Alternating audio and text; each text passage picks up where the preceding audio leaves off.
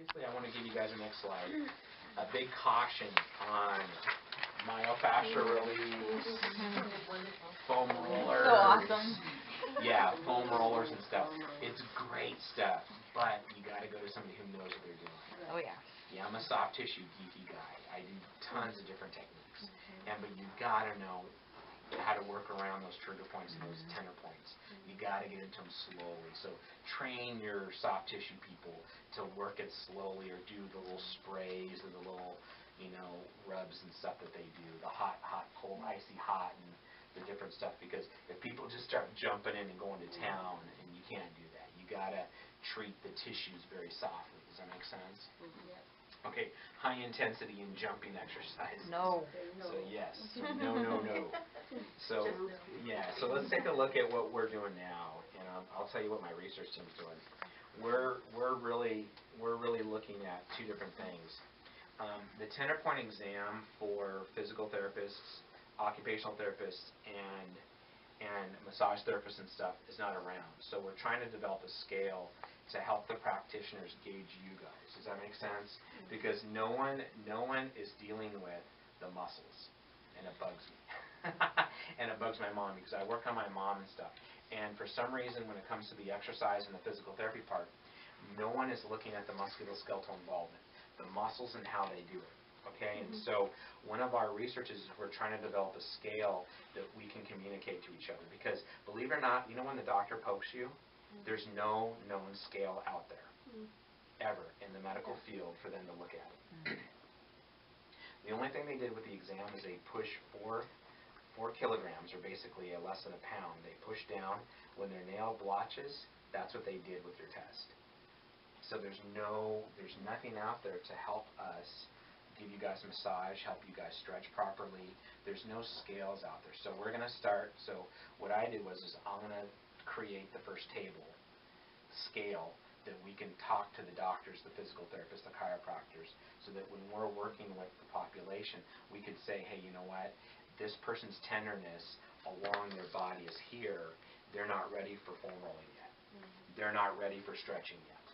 They're not ready for massage yet. Okay, so we're going to start there, and then we're going to look at, that's our first phase. The second phase of the study is we're looking at different massage techniques. Oh, you guys can, yeah, we're looking at different massage techniques based on the pressures, so that we can gauge to say, hey, look, if you apply this deep technique, that's not going to work on people with fibromyalgia or chronic fatigue or any of these long-term stuff. And then we're going to look at combining exercise with massage.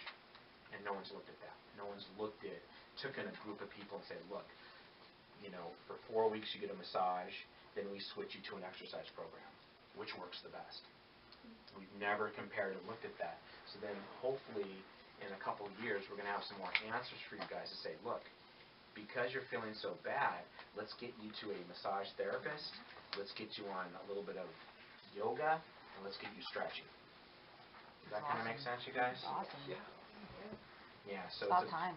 Well, I know, and the thing is everyone's going to the medications, and that's what's killing. Yep. So you'll be back in a couple of years to follow up. You know what? I hope, because you know what? It kills me for my mom. I love my mom so much, and my dad passed, and she's alone. And she's got you. It sounds like you're there. I know. Well, I got a bro and a sis. I'm the youngest, but we care about her. But this has been a personal kind of vendetta with me. I want to beat fibro and chronic fatigue. I want to beat it. I really and you haven't experienced it yourself? I have not yet. But you know what though? I can't say that. I've experienced myofascial. No, I mean, I think it's cool that you have that passion, but it's because you're mom. You have that personal connection to it. Well, yes, you're right. But also too though, I don't care whatever titles I have behind my name. Who cares?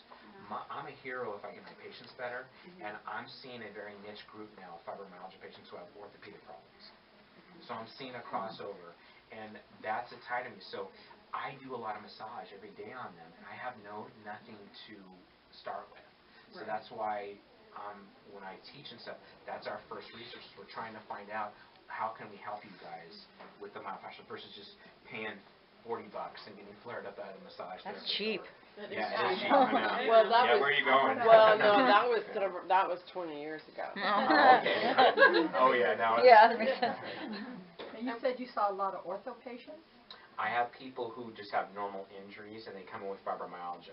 I have people with myofascial pain syndrome with fibromyalgia. Because remember, people with fibromyalgia also get trigger points. Right, but they diagnosed me originally with, what do they call it, bursitis.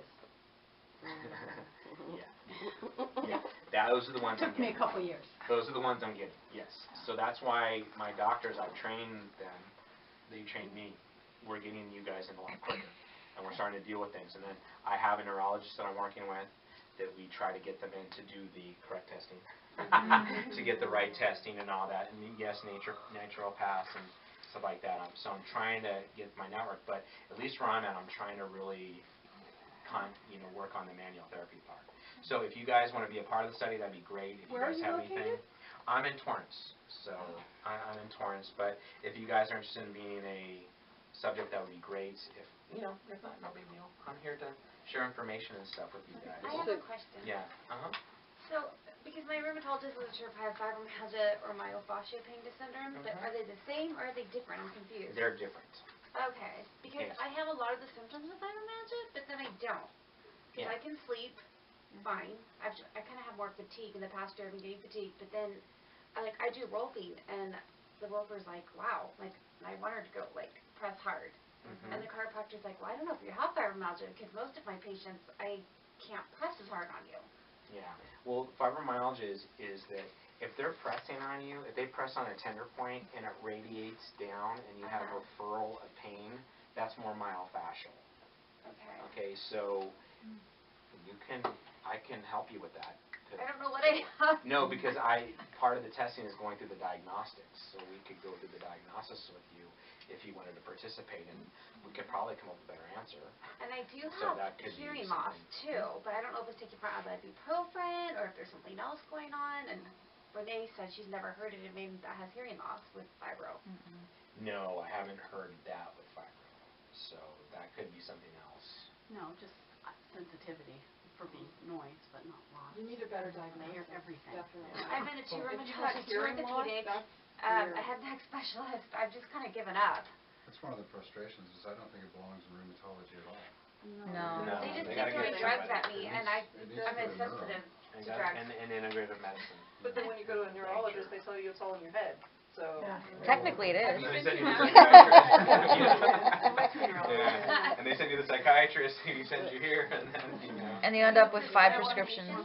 No, I do not. Okay. I'm more natural. I mean, I think definitely, because the testing we do, the testing, and I'm not plugging anything, but the testing that we're going to be doing is we're looking at the scale, but the scale helps diagnose. Does that make sense? So Well, I'm very it sensitive could, to meds. I mean, so it could be, if you want to, I could help you come up with the criteria, and then Yeah. I could try and send you to somebody in your area that knows what they're doing. So I can check around. Does that make sense? I mean, Yeah, I that'd can be great, because I'm definitely, frustrated.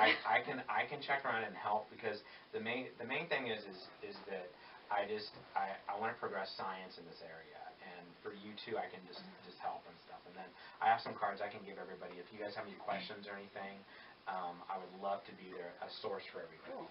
Yes. So for the study, do you have to have medical insurance? No. It's simple. I take 45 minutes. I test the tender points.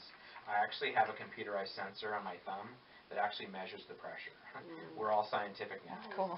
No, this is like high tech. Like you guys can see me with a little glove, like a Michael Jackson glove on. And I actually have a electronic pressure sensor, and we measure. We're actually measuring pressure. So we go through the exam, and then the second phase is I have what's called an algometer that I push on the same points, and we're just validating the same points. And then with every point, you mark a pain scale. That's it. So and then you guys get a $20 gift card for being part of the study. It's funded. So that's it. It's just, so there's no insurance, there's no obligation to you guys. It's just, I think it's good if we could do that. yeah.